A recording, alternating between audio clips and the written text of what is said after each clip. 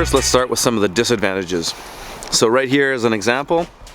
One of the disadvantages to being an urban farmer is that you're right on the street sometimes. You're in the public, you have potentially more risk of vandalism, though I don't necessarily know that's totally true, but I've been to a lot of urban farms around the world and I've seen that they're more likely to have vandalism than, say, a farm like mine. Especially in the higher density cities. A big disadvantage to being an urban farmer is that you're often having to deal with bureaucracy. Like, there's many stories of people running into bylaws and regulations and stuff like that, zoning issues.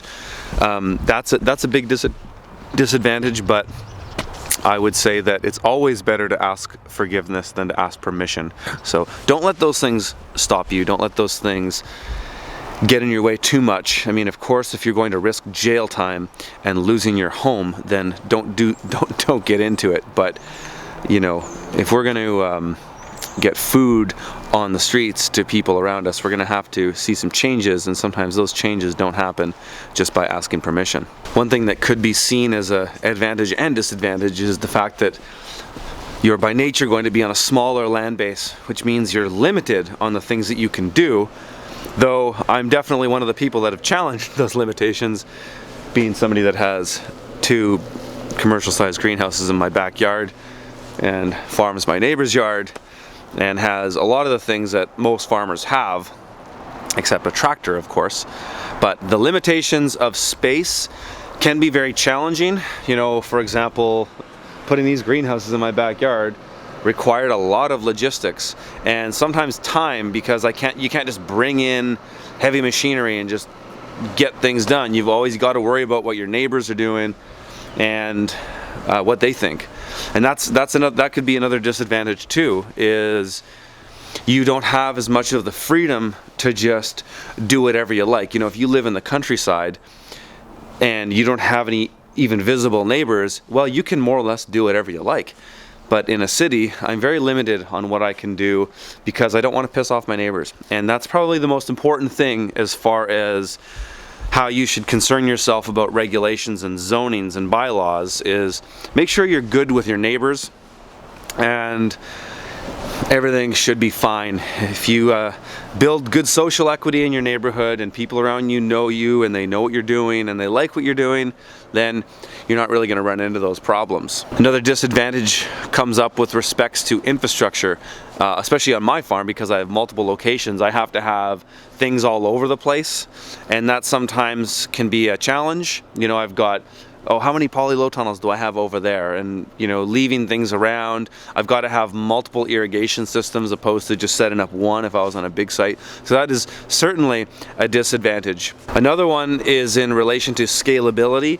It's a lot more challenging to scale an urban farm operation, because it's not like if you live on 10 acres and you just have a 1 acre market garden. Well, scalability is really easy. You just get more land into production.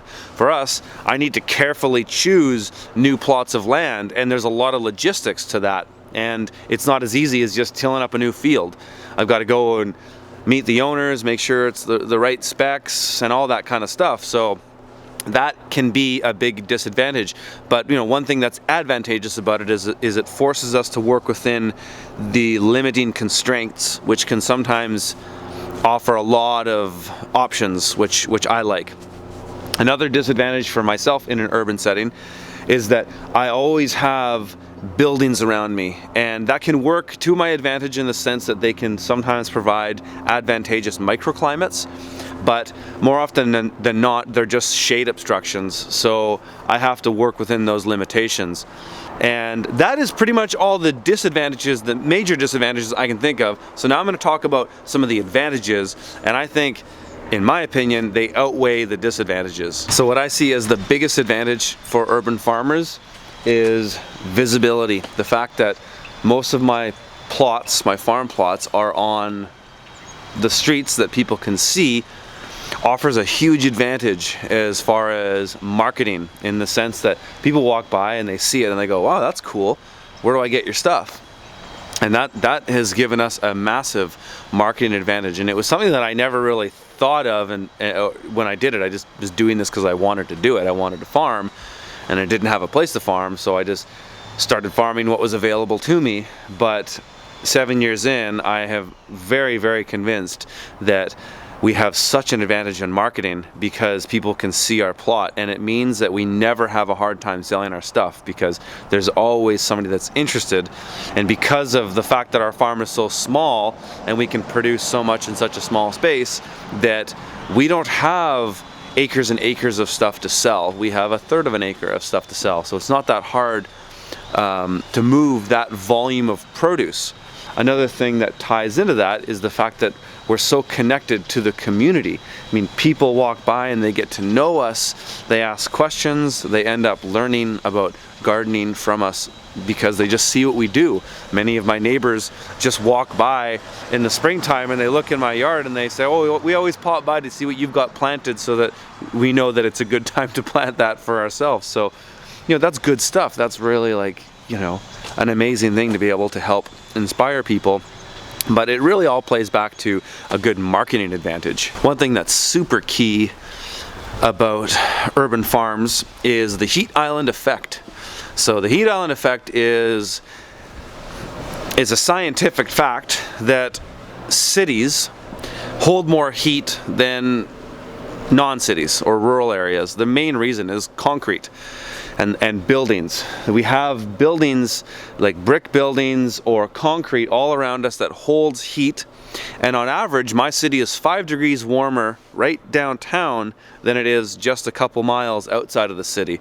And that's because the heat island effect, that essentially gives my farm 45 more frost-free days than farmers just a couple miles out. So that's a huge advantage as far as just production. I've got greenhouses and stuff like that too, but it also makes a big advantage just that the overall temperature is a lot warmer, giving me effectively more marketing days. Another thing that's really often overlooked with farmers is potable water and access to water. For us in the city, it's super simple. When we set up a plot, we just plug into a tap. When you're setting up a new farm on rural land, getting water is one of the most challenging and first things that needs to be done. You need to either tap into a well or a river or, set up wheel lines or whatever it is. Getting water in a rural context isn't necessarily as easy as it is in the city. So for us, that's a huge advantage. And the fact that it's potable is even more an advantage, that we can wash all of our vegetables and even drink the water that we have from our top taps. Whereas in the countryside, sometimes that water is not potable, and sometimes there's regulations that will say you cannot wash your vegetables with that water. And so that is a huge advantage to us. Another huge advantage is the fact that our land is decentralized. So because I don't own most of my land, the only place I own is this. I don't own my neighbor's place, and I don't own any of my other plots. And that was a big advantage to starting because it meant that I didn't have to own any land to start. I didn't have to have that upfront capital to make a big purchase on a piece of land. So the fact that I might lose one of my plots here and there isn't really that big of a deal because I can just find another plot. Whereas if I had a lease of one big piece of land, and I have friends that have had this happen to them before, even if they were in a contract where a contract gets breached and you lose your land, your farm is done. And that can be life-changing for some people. And we don't have that because we're decentralized. If we lose one plot, it's not a big deal. We can pick up another one. So big advantage there. The last thing that's super key is that we just have way less weed pressure in the city.